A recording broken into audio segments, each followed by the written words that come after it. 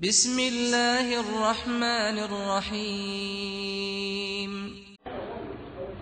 الحمد لله حمدا كثيرا طيبا مباركا فيه كما يحب ربنا ويرضاه.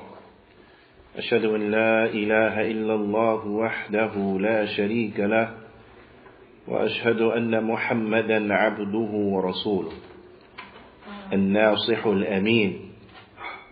اللهم صل على نبينا محمد وعلى آله وصحبه أجمعين ومن تمسك بسنته إلى يوم الدين. ثم أما بعد، الحمد لله على نعمة الإسلام والسنة. All praise and thanks belong to Allah for guiding us to Islam and for guiding us to the Sunnah. حدثني جماعة من الشيوخ وهو حديث مسلسل بالأولية كل عن أو بإسناد كل إلى سفيان بن عيينة عن عمرو بن دينار عن أبي قابوس مولى عبد الله بن عمرو عن عبد الله بن عمرو بن عاص رضي الله تعالى عنه عن رسول الله صلى الله عليه وسلم أنه قال: الراحمون يرحمهم الرحمن ارحموا من في الأرض يرحمكم من في السماء.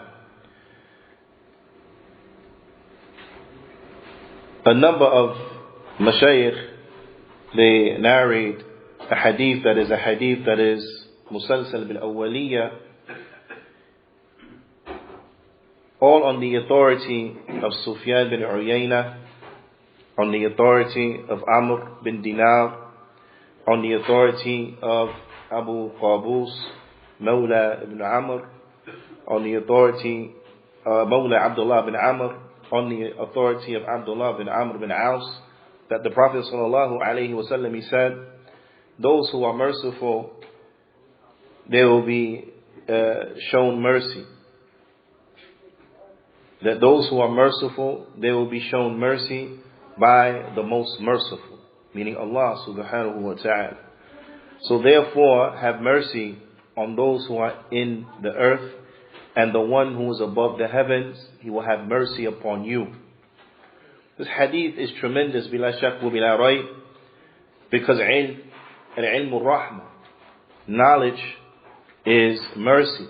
Natijatuhu rahma fi dunya wa ghayatuhu ar-rahma fi al-akhirah. The knowledge, it is mercy. The result of knowledge is mercy in this dunya. And the overall goal and objective of knowledge is mercy in the hereafter. Is mercy in the hereafter. We begin with this hadith because this hadith is a tremendous reminder for each and every one of us, which outlines to us the nature of ilm, the nature of knowledge, and also some important characteristics of those who are carriers of this knowledge. Ala kulli hal, we continue going over, looking at some of the wisdom and the merits and the benefit and the virtue of this tremendous hadith, this hadith that we have been going over, the hadith of Umar radiyallahu ta'ala anhu, where he said, يعني سمعت من رسول الله صلى الله عليه وسلم, that I heard from the Messenger of Allah صلى الله عليه وسلم, إنما الأعمال بالنيات, the actions are but by their intentions. There are a number of scholars who they began their works with this tremendous hadith. And just so we get a little more acquainted on the level of this hadith and the importance of this particular narration, it has been reported that Imam Abu Sa'id Abdurrahman bin Mahdi rahimahullah ta'ala, that he said, لو صنفت كتابا بدأت في أول كل باب منه بهذا الحديث. He said that if I was to write a book, then I will start every chapter of the book with this hadith. If I were to write a book, I will start every chapter of the book with this particular hadith. And this right here shows us the benefit and the importance of this particular hadith. Is that this great scholar, he deemed it as such that if he were to write a book, he would start every chapter with this hadith. Every single chapter. Now, so therein is an indication which shows us the importance and the status of this particular hadith, which bi'ithnillahi ta'ala should be an encouragement for us to memorize this particular hadith and to gain understanding of it, so that we understand it in a good way, so that we can apply it correctly. And applying this hadith is of tremendous importance. And if we truly want to be successful, then we must apply this particular hadith by making all of our religion sincere unto Allah subhanahu wa ta'ala. Ala kulli hal, he also has been narrated on him that he said, "Man arada an yusannif kitaban falyabda bihadha al-hadith." He said, whoever wants to write a book, then let him begin with this hadith. That whoever wants to write a book, then let him begin with this particular hadith. Again, outlining and showing the importance of this particular hadith, and that this hadith is a hadith that is tremendous, bila shak wa bila rayb. على كل حال وقال إمام أبو سليمان حمد أو حمد بن محمد بن إبراهيم الخطابي الشافعي الإمام في كتابه المعالم رحمة الله عليه: كان متقدمون من شيوخنا يستحبون تقديم حديث الأعمال بالنيات. He mentions that our scholars, they used to prefer to begin with the hadith that actions are but by their intentions. They used to love to begin with this particular hadith. Again, showing the importance of this particular hadith, showing the status and the level of this particular hadith. Bi'ithnillahi ta'ala, also an encouragement for us to memorize this particular hadith. Bi'ithnillahi ta'ala. Ala kulli hal, يعني that they begin with this particular hadith: أمام كل شيء ينشأ ويبتدأ من أمور الدين لعموم الحاجة إليه في جميع أنواعها. And this is so as to point out to the people and show them that whenever something is started or begun from the affairs of the religion, that they begin it with this particular hadith, so as to show people their extreme need of it, their extreme need of this particular hadith in all of their affairs. Now, because if we want to be rewarded by Allah subhanahu wa ta'ala for our actions, then it have to be sincere for Him and Him alone, Jalla wa ala. وقال إمام ابن الرجب في جامع العلوم والحكم, Imam ibn Rajab, he mentions, واتفق العلماء على صحته, that the ulama, they have agreed about the authenticity of this hadith. The ulama have agreed, ijma', consensus, that this hadith is a hadith that is authentic. Naam, it is sound. Naam. وتلقيه من قبول بالقبول وبه صدر البخاري كتابه الصحيح. And they have all agreed with the acceptance to accept this particular hadith.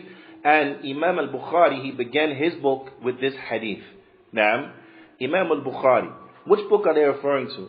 By saying that Imam al-Bukhari started his book with this hadith. Which book? Sahih al-Bukhari. Naam. Ahsant.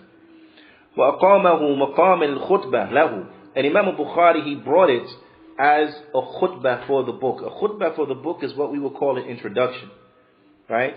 Every book has an introduction, and in that introduction, it gives you some information about the book. It gives you some idea of the subject matter of what you're about to read, so on and so forth. It gets you acquainted with what comes next. Imam al-Bukhari, he utilized as his introduction to the book this particular hadith. Naam, this was his introduction. إشارة منه إلى أن كل عمل لا يراد به وجه الله فهو باطل. And this was his indication and his pointing and showing out and pointing out that every action that it is not done seeking the face of Allah subhanahu wa ta'ala, that it is erroneous. It does not count. وَلَا ثَمَرَةَ لَهُ فِي الدُّنْيَا وَلَا فِي الْآخِرَةِ. And they will have no reward for it in the dunya, and they will have no reward for it in the akhirah. Naam. That if you ever do anything from the righteous good deeds, naam, and you do not intend by it the face of Allah subhanahu wa ta'ala, then it will not count. It will be erroneous. It will be done in vain. I want you to reflect on that, because this is tremendous for the student of knowledge in particular, but for all of the Muslims specifically. Naam, this is tremendous for all of the Muslims, that whatever is done for righteous good deeds, it has to be done for Allah subhanahu wa ta'ala. Naam, and it is a must that we recondition ourselves to only seek the pleasure of Allah subhanahu wa ta'ala. رَضِيَ مَنْ رَضِيَ وَكَرِهَ مَنْ كَرِهَ. Like it who like it, hate it who hate it. Naam, that we make our focus and our attachment trying to please Allah subhanahu wa ta'ala. This will change your life, because then it will be easy for you not to care about the blame of the blamers. Naam, ala kulli hal. وقال إمام ابن الرجب also said هذا الحديث أحد الأحاديث التي يدور الدين عليها. That this hadith is one of those hadith that the whole of the religion it revolves upon, or that is built upon. Right? This concept, إنما الأعمال بالنيات. And what is the concept? What is the concept? Your actions are by your attention, but what is the concept that points to? That's the foundation. The foundation. نعم. أي يدور يعني هذا أحد الحديث يدور عليه الدين. طيب. فهذا حديث يدل إلى أي شيء؟ إلى إيش؟ Of everything. It's the foundation of everything. Of everything, but what does it point you to? The foundation that you have to have what in everything? Ikhlas. Ahsant. It points you to that you have to have ikhlas in everything. Naam. And having ikhlas, bila shak, bila rayb, this is from the foundations of the religion, that without it, a person will be destroyed. So we have to have ikhlas. Naam. And this particular book, I want you to try to look and to see, because we're going to mention some more hadith on which the deen is built on, because each of these hadith point to a tremendous principle. Right? So the principle that this particular hadith points to is being sincere unto Allah subhanahu wa ta'ala. Having sincerity, having ikhlas in our statements, having ikhlas in our actions, having ikhlas in the matters and affairs of our heart, having ikhlas all across the board. That we have to have ikhlas, we have to do things for the sake of Allah subhanahu wa ta'ala, seeking to please Allah subhanahu wa ta'ala, and seeking the reward from Allah subhanahu wa ta'ala. This is very important. This is very important. Naam. So this is one of the ahadith that the religion is built upon. وروي عن الشافعي أنه قال هذا الحديث ثلث العلم. And it's been narrated on Imam al-Shafi'i that he said that this hadith is a third of knowledge. This hadith is a third of knowledge. And we spoke about this last week. Why did Imam Shafi'i say this hadith is a third of knowledge? Why? Anyone remember? See, you need to do your homework. Love it. But a third of knowledge, because a person, he will or she will gain actions, right? They will gain actions seeking after reward by using three things. By using three things. The tongue, the lisan, the heart, and his limbs. Ahsant. Now, so we have the tongue, the heart, the limbs. It's three things. Right? Three things. So all of your getting of deeds, is going to involve these three affairs: the tongue, the heart, and the limbs. Now, this hadith deals with what? Which of the three? The heart. So it deals with the heart. So therefore, it's what? A third of knowledge. A third of knowledge. And this is why Imam Shafi'i said that this hadith, thuluth al-ilm, is a third of knowledge, because it deals with the heart. It deals with the heart. Now, that within itself is tremendous. It's a third of knowledge. Now, and Imam Shafi'i also said, يَدْخُلُ فِي سَبْعِينَ بَابًا مِنَ الْفِقْهِ, that it enters into 70 chapters of fiqh. Now, Imam Ibn Hajar, he explained that Imam Shafi'i, he did not intend a restriction by the number. He didn't intend that it enters into 70 only chapters of fiqh. But he meant by saying 70 to show a great number, meaning it enters into all of fiqh. That this hadith enters into all of fiqh. So when he said 70, it wasn't to specify that particular number, but it was to show in general that that in everything you do. Now, it's like how we say in English, and it was in a number of things, meaning a whole bunch of things. Not just one thing, a whole bunch of things. But as it relates to this particular hadith, rather in everything, enters into every single affair that we have to have sincerity for Allah subhanahu wa ta'ala. وعن إمام أحمد قال أصول الإسلام على ثلاثة أحاديث. Imam Ahmad, he said that the fundamentals of Islam, the foundation of Islam, is upon three hadith. Now, hadith Umar, the hadith of Umar, which one is that one? Actions of our intent. Actions of our intent, and A'mal bin-Niyat. Sense. But wa hadith Aisha, in the hadith of Aisha, anything innovated in a religion. Anything innovated in the religion. طيب. من أحدث في أمرنا هذا ما ليس منه فهو رد. طيب أحسنتم. والحديث نعمان بن بشير. Haram is clear. Halal is clear. أحسنت. that the halal is clear. الحلال بين والحرام بين. That the halal is clear and the haram is clear. وبينهما أمور مشتبهات, and between them two are affairs that you are to stay away from. طيب.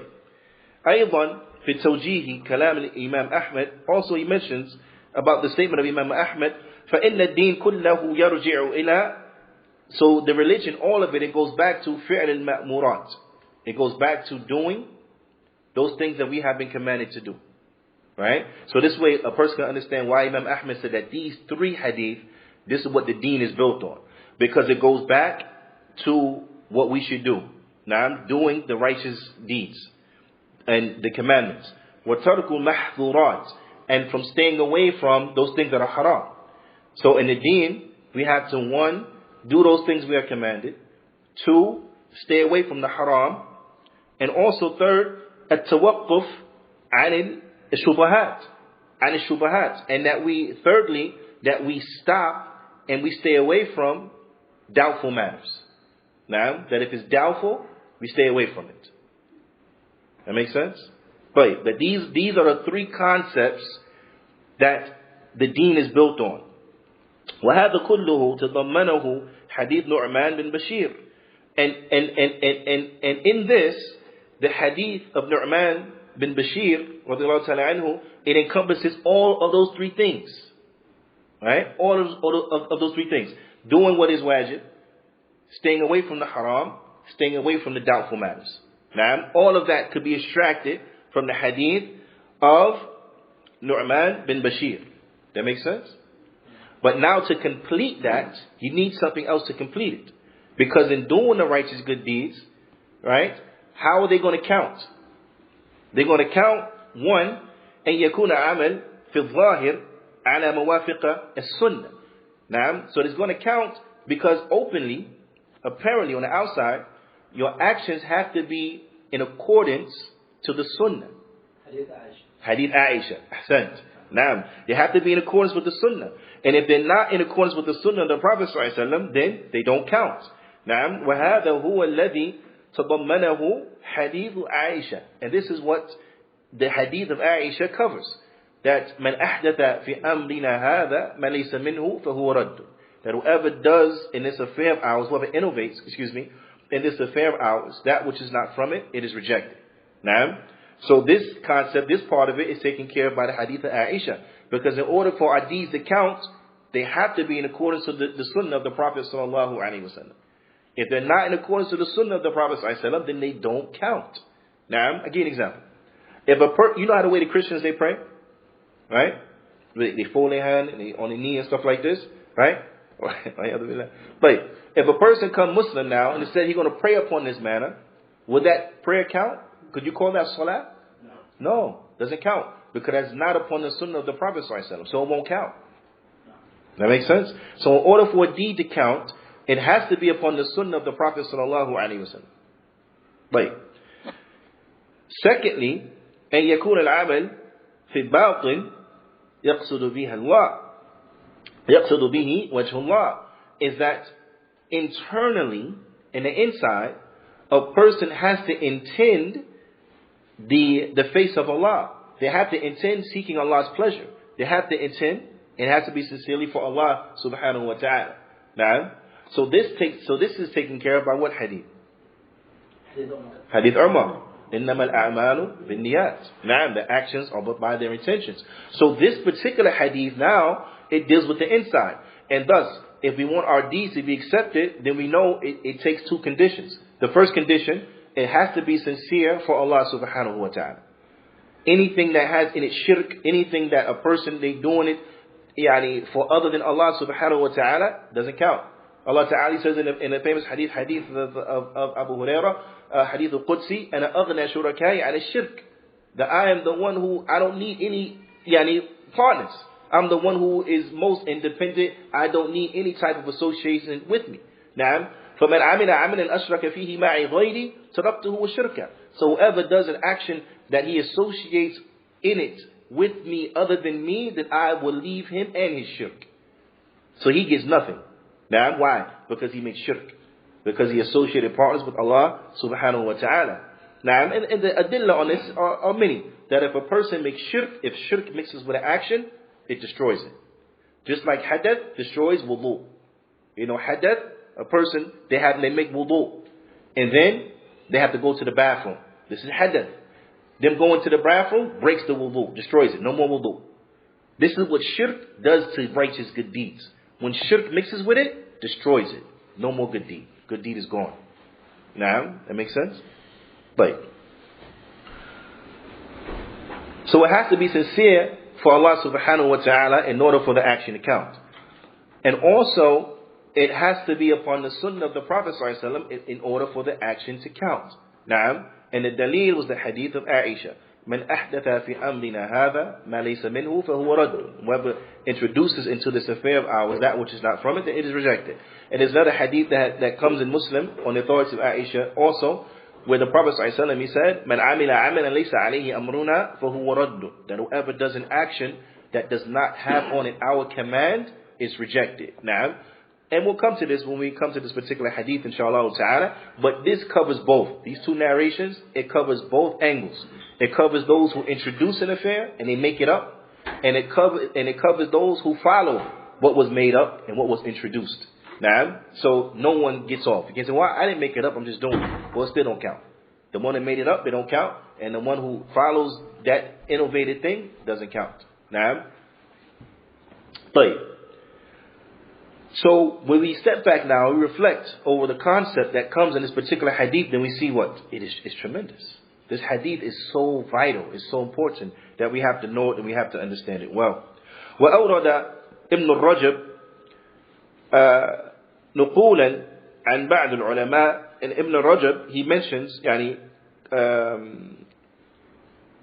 narrating on some of the ulama في الأحاديث التي يدور عليها الإسلام, as relates to those particular narrations, those particular ahadith that Islam is built upon. نعم. وأن منهم من قال, that there were from them those who said that they were two, they were إثنان. ومنهم من قال أربعة, and some from them those who said no, it's four hadith. ومنهم من قال خمسة, and from them those who said no, it's five ahadith. وأحاديث التي ذكرها عنهم بالإضافة إلى الثلاثة الأولى. Meaning, you take the 3 hadith that were mentioned and these other hadith that are going to be mentioned and then put it together, and these are the hadith that the deen of al-Islam is built upon. Naam. And as we'll come to see, basically, that which is mentioned in Arba'een and Nawawiyyah. Naam. Those hadith that are in Arba'een and Nawawiyyah. Right. So, the 3 hadith that were mentioned, the first one is the hadith that we're on now. إِنَّمَا الْأَعْمَالُ بِالنِّيَّاتِ. The actions are by their intentions. Naam. Right. The second one is which one? Hadith Aisha. Naam. Ahsant. Right. And the third one was which one? The haram is clear. Naam. The haram is clear. And between those two are doubtful matters. Naam. Ahsant. That the halal is clear and the haram is clear, and between those two are doubtful matters. Also, what is added to that, naam, is the hadith, إِنَّ أَحَدَكُمْ يُجْمَعُ خَلْقُهُ في بطن أمه, that one of you, all of you, you come together in the stomach of your mother for 40 layla, for 40 days, nutfatan, as a nutfa. It's in the hadith. This hadith is tremendous, because in this hadith is the establishment, clear proof and evidence, hadith Siddiq al-Masduq, on qadr. Naam, clear, sarih, on qadr. Now, so this is one of the hadith that the deen is built on. Also, the hadith, min husn Islam al-mar tarkuhu ma la ya'nihi, that from a person's good Islam is that he leave alone that which does not concern him. Now, it's a tremendous principle in the religion, right? And the ulama, they explain, and bi'ithnillahi ta'ala, we'll come to see more when we come to that point, because this hadith also is here in Arba'een and Nawawiyyah, is that min husn Islam al-mar tarkuhu ma la yanfa'u, that from a person's good Islam, he leave alone that which does not benefit him. And that is what is meant by la ya'nihi, that which does not concern him. Does not concern him, does not concern her, because it does not benefit them. It has no benefit for them. So that which a person should concern himself with are those things that will benefit them, ultimately in the akhirah. Those things that benefit them in the akhirah. Also, from those ahadith that the deen it is built on is إِنَّ اللَّهَ طَيِّبٌ لَا يَقْبَلُ إِلَّا طَيِّبًا, that Allah is good and He only accepts the good. That Allah is good, He only accepts the good. So therefore, an individual will understand, and when they have this concept on their mind, when they're doing righteousness, then they make sure that it's built upon good. Likewise, this could translate into a person's economic endeavors and pursuits, because he would seek halal provisions, so that his origin of his monies and that is good, because Allah is good, He only accepts the good. So a person now wants to turn around and give sadaqah, then we say if sadaqah has to be from money that's halal. If it's from money that's haram, it doesn't count. Doesn't count. Why? Because Allah is good, He only accepts that what is good. So it has to be built upon good. And then you can utilize that as a measuring stick, because that concept, it enters into so many things. Also, the hadith which the deen is built upon, لا يؤمن أحدكم حتى يحب لأخيه ما يحب لنفسه, that none of you truly believes until he loves for his brother what he loves for himself. The deen, this is an important key component and concept of the deen of al-Islam, is that the Muslims have a concern for one another. That the Muslims are not stingy, but that they are very charitable. They give charity. And that they're concerned with the welfare of their brothers. They're concerned with the welfare of their sisters. Now look. I want you to, let's step back for a second. Look at all these ahadith, right? Look at all these ahadith. And so as an example, to show how these ahadith, they will enrich our life. They will make our life so much better in every way, shape, or form. I want you to look at it now from the standpoint of a community. Right? Look at it from the standpoint of our community here. Right? if we all have on our minds that actions are by their intentions, and then we strive seeking Allah's face in our actions and our endeavors as relates to building the community, that will translate into so much khair, so much blessing. Because that which is done for Allah, right, as the ulama they mentioned, that which is done for Allah, it will remain. That which is not done for Allah, it'll go away. You see that? So we trying to build a community, you want it to what? You want it to stay. You don't want it to go away. You don't want it to fall by the wayside. All the effort you're putting forward, you want it to fall by the wayside? No. That's why when we build houses, we build with strong materials, right? We make sure we lay a strong foundation. We make sure we pour the cement for the support pillars, and so on and so forth, and for the load-bearing walls, and so on and so forth. Why? Because you don't want to put forth all that work, but then it drop down, then it crumbles, it falls. You don't want your work to be in vain, but you want it to stay. You want something that is sustainable. So we want that which is sustainable in this life and in the next. Then we have to do it what? For Allah, right? So now imagine everyone has that on his mind. They get into work. They want to work. They want to build. They want to build a community for Allah subhanahu wa ta'ala. And this is their motivation. It's not to show off. It's not to flex what they have. It's not so people can talk about them and then they come and say, oh, so-and-so has done such and such. No, they don't care about none of that. They want to do it so that when they meet Allah subhanahu wa ta'ala, they get rewarded for it. Now, just think about how the benefit of how that would trickle down inside the community. And then think about them doing that,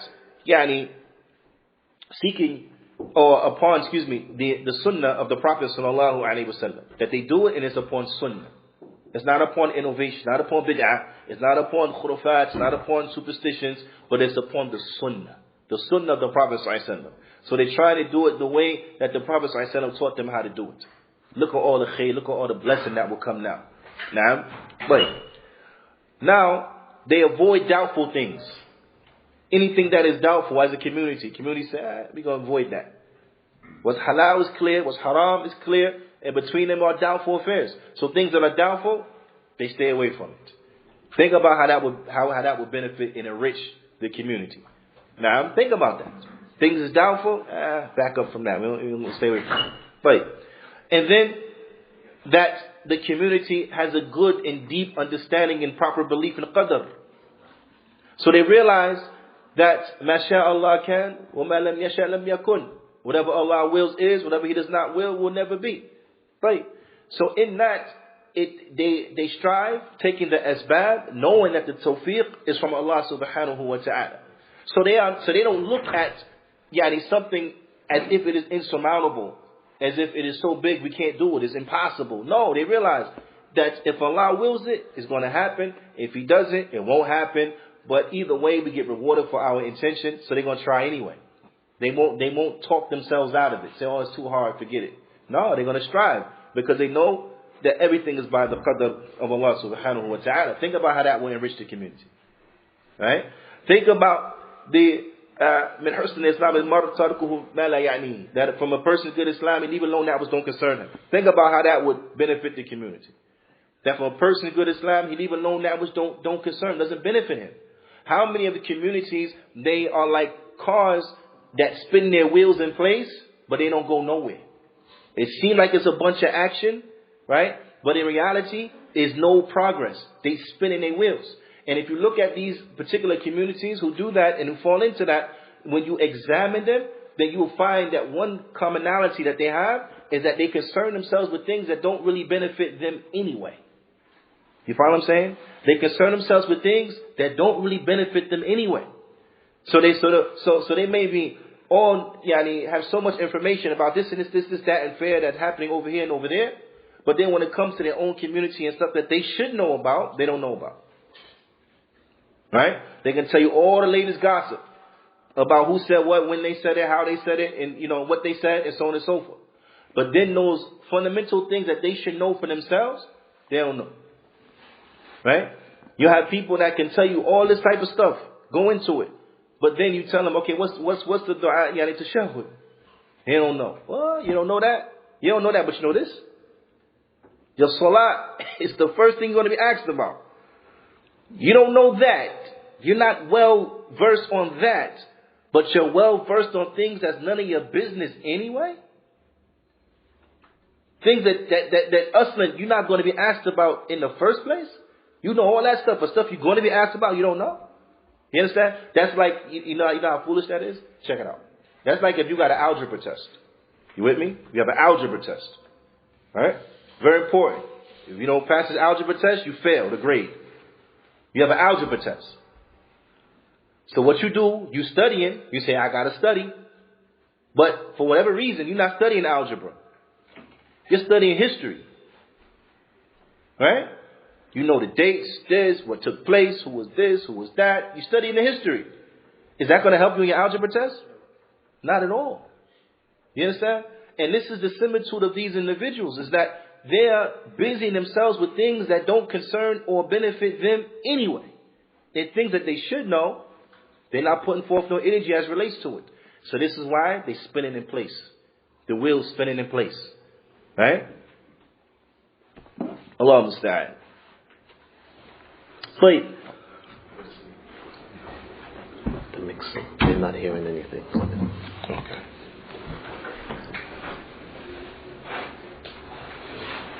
Wait.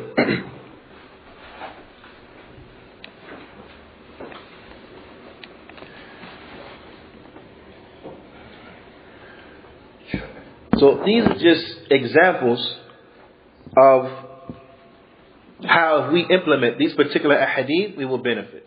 Also, the hadith, لا يؤمن أحدكم, that none of you truly, أحدكم, that none of you truly believes until he loves for his brother what he loves for himself. If we implemented that, where would we be as a community? How enriched would that be? Right? That everyone had a concern for everyone and tried their best to make sure that everyone was okay. It's very important. Also from the hadith that the deen is built on is la darar wa la dirar, that there is no harm and there is no reciprocation of harm. It's very important. There is no harm, there's no embarking upon harmful things, harmful matters, and there is no reciprocation of harm. In other words, we don't do things that will lead to a direct harm, and we don't do things that will indirectly lead to harm. Now, so we don't do things that are harmful within themselves, and we don't do things that will, the result of them will be harm. Right? Just contemplate on that, for a minute, and how we will enrich if, we implemented the likes of those things. Now, and so on and so forth. Also, another hadith that is from the hadith that the deen it is built on is the hadith of the Prophet sallallahu alaihi wasallam, إِذَا أَمَرْتُكُمْ بِأَمْرٍ فَأْتُوا مِنْهُ مَا اسْتَطَعْتُمْ, that if I command you with an action, then do from it what you have the ability to do.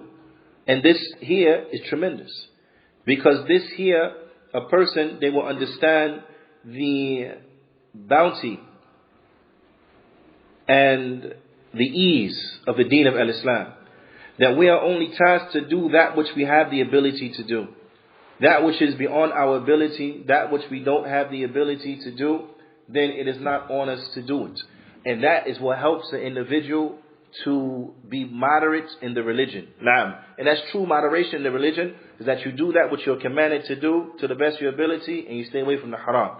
Being moderate doesn't mean that you pick and choose what halal you want to do, what you don't want to do, and you pick and choose what some haram you want to do and some haram you stay away from. And that's being moderate. No.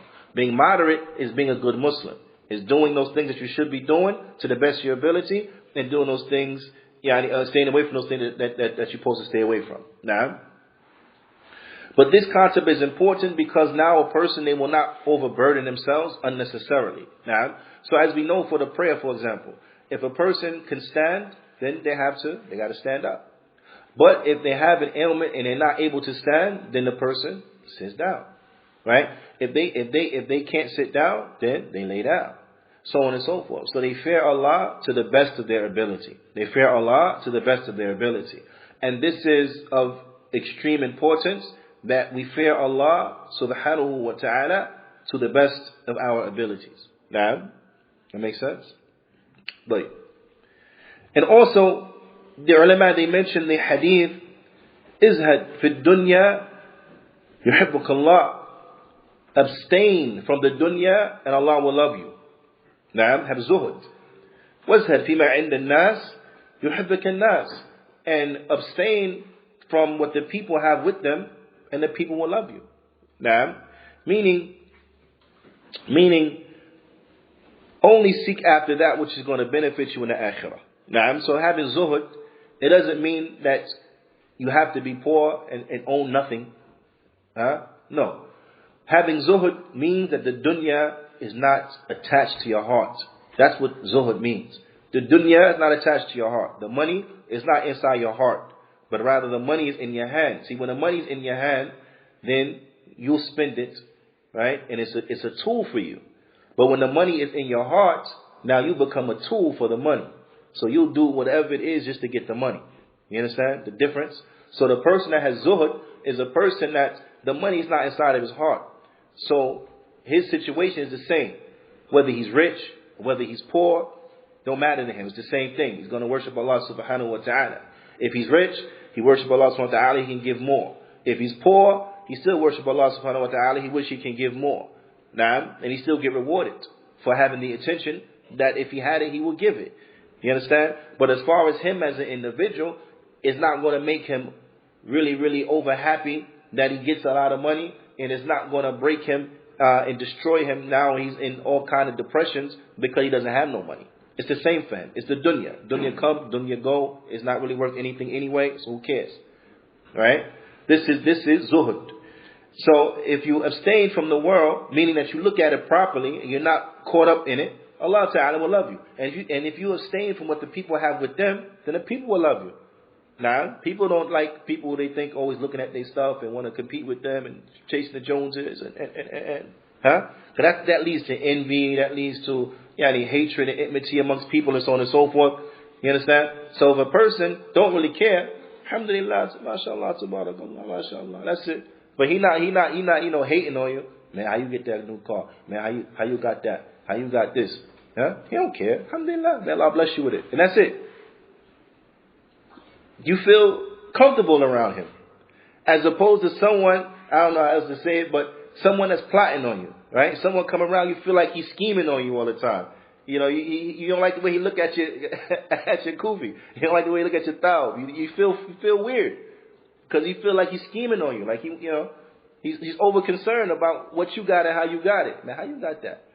What you do to get this? It's like, you feel uncomfortable. So obviously, these type of people, you're not going to like them too much. You're not going to be your favorite person. Now, that type of person in Muz'ij, he's annoying. You don't want to, right? Yeah, Allah understand. So, if we have the zuhud in the dunya, Allah will love us. If we have zuhud with what the people got, the people going to love us. Now, but just think about how that emphasizes the brotherhood, how that emphasizes and it brings the strength of connection between us and so on and so forth, and the like. So you find that from those things in which the deen is built upon are those things that lend to brotherhood and staying away from those things that will destroy the brotherhood. Now, this is why we don't undercut each other in business, right? Because that will lead to enmity. This is why if a brother proposed to a sister and they're engaged, you don't try to marry that same sister. That's going to cause enmity. Hey, how you try to marry my fiance? That's going to cause enmity, not going to like each other. So this is why it's haram. If someone has proposed to a sister, that's it. That's his fiance. You don't try to marry her. They're not married yet, but that's his fiance. So you don't try to marry her. That's it. You don't go to her father, yo, man, if it don't work out, you know what I mean? No, that's going to cause enmity. Because, again, you feel like somebody's scheming on you. No one likes that feeling. So all of those things that will erode the brotherhood, we stay away from it.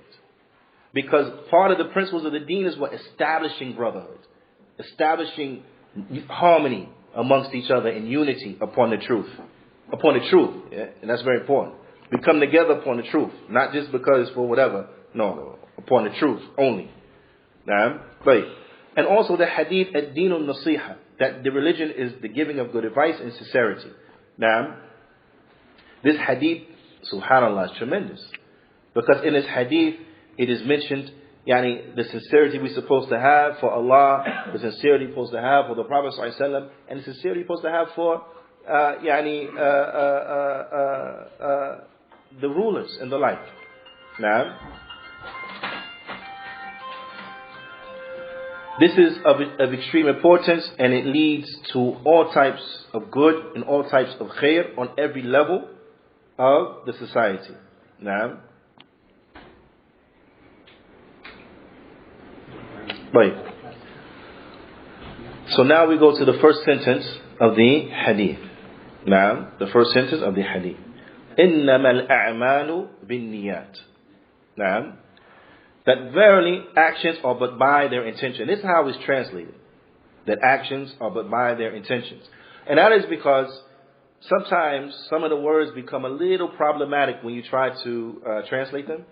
Now, because the concept that they entail is not reader friendly. It's not reader friendly. It's hard to put that in a way in which is easily understood. However, innama is a word that is from adawatul hasr. Naam. Innama is a word that is from those things that bring about restriction. Naam. It's like in the hadith. It's like in the ayah, إِنَّمَا الْمُؤْمِنُونَ الْإِخْوَةِ, that verily the believers, and it's translated, verily the believers are nothing but brothers. Innama is like only. The believers, they are only brothers. Now, they're only brothers.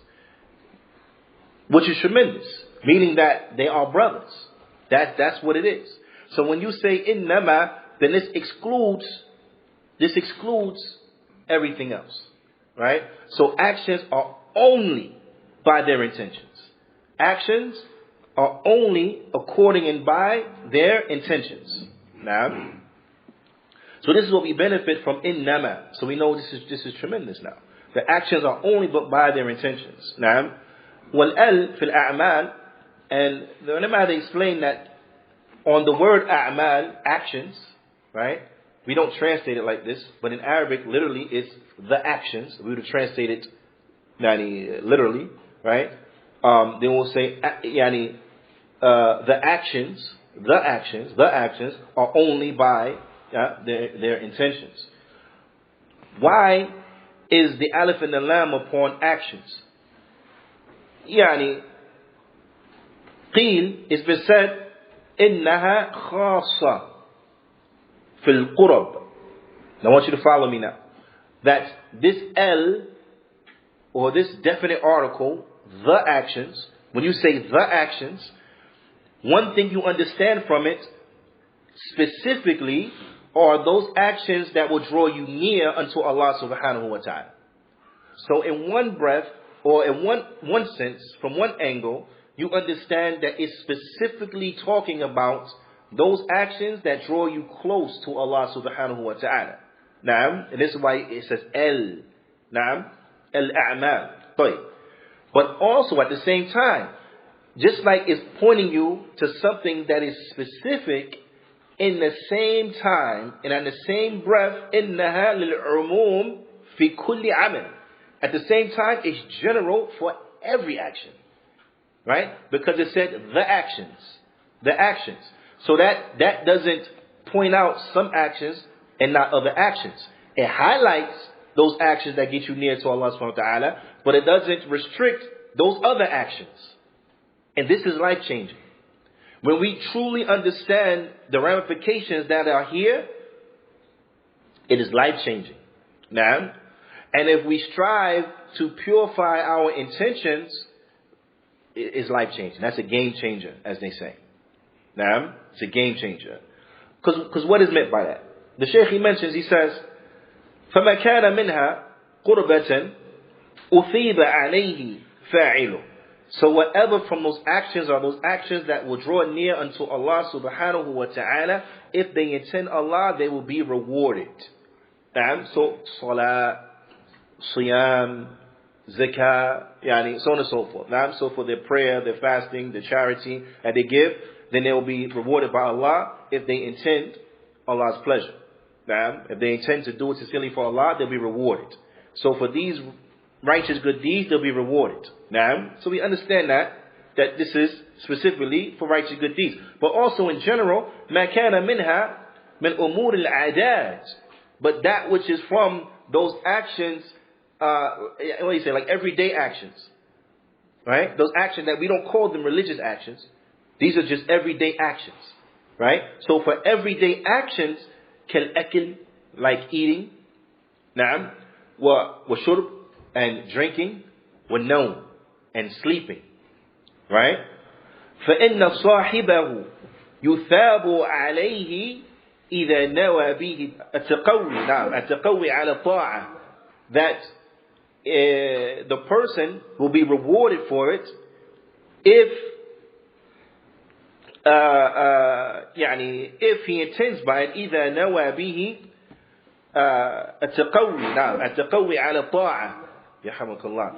If he intends by it to do it to strengthen himself for worship.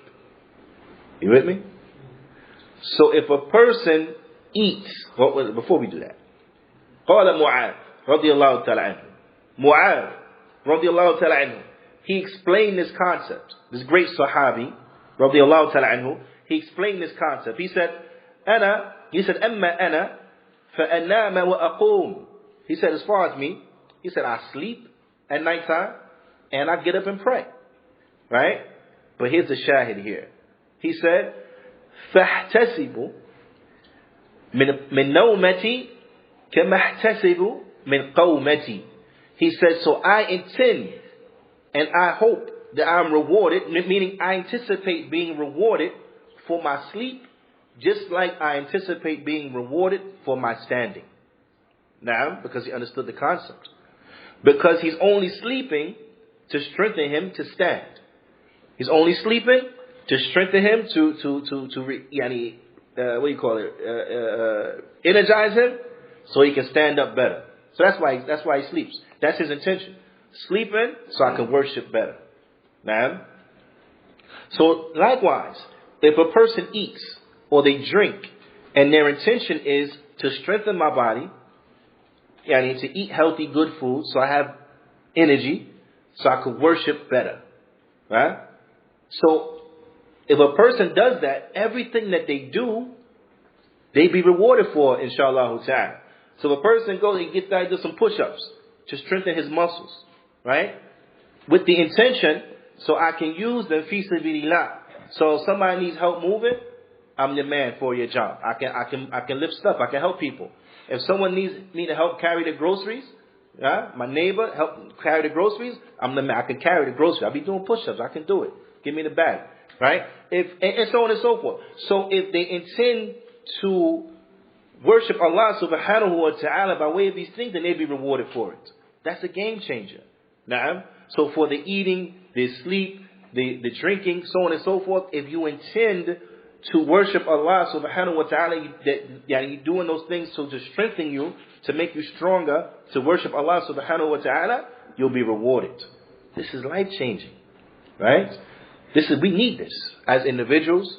We need this as communities. Our children, they need to understand this, right? Because this is really what it's all about. Accumulating good deeds, doing righteousness, so that Allah subhanahu wa ta'ala will reward us, seeking Allah ta'ala's face. Na'am. وَإِذَا نعم فَالْأَلِفُ وَاللَّامُ فِي النِّيَّاتِ. Okay, so we spoke about the alif and the lam, the inside of a'mal. What about the alif and the lam inside of an-niyat? Right? Because innamal alif and lam a'malu bin niyat, an-niyat. So what about the alif and the lam in the word niyat, or intentions? The intentions. The Shaykh, he mentions badalan min dhamir ha, that the alif and the lam, they take the place of the pronoun it. Well, pronoun ha, but dhamir, I don't know how to translate dhamir. But in this context, it will be it, or actions are by their intentions. Now, their intentions. Okay? What do we benefit from this? Al-a'malu, because Originally, what was understood, or what a person can understand by saying it's better, is that what? Al-a'malu bin niyatiha. That actions are but by their intentions. Meaning a person will be rewarded based upon their intentions. Right? That makes sense? But, so now, we have the alif and the lam. Innama al-a'malu, then we have bin niyat. So alif and lam and niyat. But also we have this ba, harfun jar. So we have the jar wal majroor. Now, I'm not going to try to even explain what that is. Jar wal majroor. Right. When you have this construction in the Arabic language, it's always linked to something. So when you say bin niyat, by their intentions or by the intentions, that is grammatically linked to something else in the sentence. Now, it could be said, it could be articulated, or it could be hidden. Right? It could be implied. In this case, it's implied. تَقْدِيرُهُ مُعْتَبَرًا, meaning are given consideration in accordance to. أي أن الأعمال مؤتبرة بنياتها. This is what understood by that construction. إنما الأعمال بالنيات. The action are by their intentions. أي إنما الأعمال نعم معتبرة بنياتها. That the actions are given consideration according to their intentions. So if a person intends good, intends Allah subhanahu wa ta'ala, then he will be rewarded. If a person does that same deed, but they don't intend to be rewarded by Allah, they will not be rewarded. And this is why the Prophet ﷺ brought a tremendous example. He says, فَمَنْ كَانَتْ هِجْرَتُهُ لِلَّهِ وَرَسُولِهِ فَهِجْرَتُهُ لِلَّهِ وَرَسُولِهِ وَمَنْ كَانَتْ هِجْرَتُهُ لِلدُّنْيَا أَوْ امْرَأَةٍ يَنْكِحُهَا فَهِجْرَتُهُ لَمَا هَاجَرَ إِلَيْهِ. The same thing. He said, so whoever his hijrah, same hijrah, right? Same hijrah. If a person made hijrah and their intention was for Allah and His Messenger, then they get rewarded. A person does the same thing, but they don't intend to be rewarded by Allah. They intend to get something, some worldly gain, or they intend to marry some woman. So they both making a hijrah, but this one is making hijrah to Allah's Messenger, and this one's making hijrah because he want to get that piece of the world, a business opportunity for him, or because he want to marry that woman. So that's why he made his hijrah, because he want to marry so and so. Right? Same action. One gets rewarded, one doesn't. Na'am. One gets rewarded, one doesn't. It's like the prayer. One person, he stands and he prays for Allah subhanahu wa ta'ala. Na'am. And then, as we know, in the time of the Prophet ﷺ, likewise right now, you have munafiqun. Those who really don't believe in Allah, but they act like they're Muslims. So that munafiq, he's in the saf. Maybe he's standing next to the believers. He's standing next to the believers inside the saf. The believer gets rewarded. The munafiq, he don't get rewarded. But he did the same stuff. He recited. He made rukur. He made sujood. He made taslim. To the end of it, right? But he get nothing. Why? Because he didn't intend Allah subhanahu wa ta'ala. But rather he intended just to be seen by men. Right? So that's what he got. He was saw by men. He intended to be seen. People saw him. Khalas, that's it. Nothing else. Now, so this is important now because it emphasizes for us that just doing the deed within itself correctly, that's only half the battle. That's not all of it. You understand what I'm saying? And that helps us to be humble. Helps us to be humble. So a person never gets big-headed on what they have done. I have prayed so many raka'ats, I gave so much money, I made hajj, I made umrah, so on and so forth. The believer is grounded. He's humbled. He's never arrogant because now he understands. Yes, I have done these things, but I don't know if Allah will accept them. I'm doubting now my intention. Was my intention purely pure? I don't know. I'm scared. So that motivates him to try again. Let me do more worship. He never get big-headed because he don't know. I don't know if Allah accepted it. Yeah, I prayed, but I don't know if Allah accepted it. I fasted. I don't know if Allah accepted it. Maybe my intention wasn't right. Let me try again. Let me try again. Let me try again. You understand? And these are things that sometimes we don't reflect. One of the ulama they mentioned, they said that if a teacher is teaching and if only one student comes to class, he feels sad and he don't want to teach no more, then this is an indication that he was never teaching for Allah. He was never teaching for Allah. Because the one who is sincere, he teaches for Allah. So whether it's one person or a million people, it's the same difference. If it's 1 million, he don't get all souped up and happy. Oh, it's 1 million. Ooh. No, he don't care. It's 1 million people. Okay, whatever. I'm doing this for Allah subhanahu wa ta'ala. So whether it's 1 million people or it's one person or it's nobody in front of me, just the people online, who cares? It's for Allah. It's fi sabilillah. I'm doing this to be rewarded by Allah subhanahu wa ta'ala. Who cares who sees it? Who cares who hears about it? Who cares? Who cares? Who cares? Now, so these are things that we have to reflect on right now. These are things we have to reflect on. One of the people from the past, he said so many years he prayed inside the first row. And he was really convinced that he was doing that for Allah. He said until the day came when he was late to get into the first row and he was in the second row and he felt ashamed people saw him in the second row. He said then he realized all that time I was praying in the first row, it wasn't for Allah. It was not for Allah. You see?